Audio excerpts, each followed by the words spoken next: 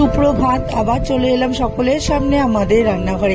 আজকে আমি তৈরি করে দেখাবো মানকচু আর চিংড়ির ডালনা। প্রথমে আমি চিংড়ি মাছটাকে নুন হলুদ মাখিয়ে এবার সর্ষে তেলের মধ্যে ভেজে তুলে নেব।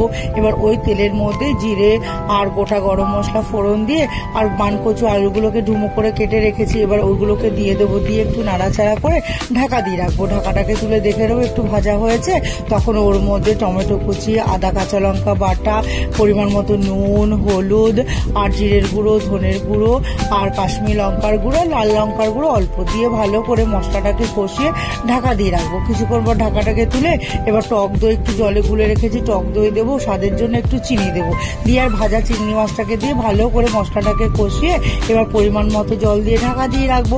কিছুক্ষণ পর ঢাকাটাকে তুলে দেখে নেবো ঝোলটাও মাখা মাখা হয়ে গেছে আর আলু আর কচুটা সেদ্ধ হয়ে গেছে, তখন ঘি আর গরম মশলা ছড়িয়ে দিয়ে নামিয়ে নেবো।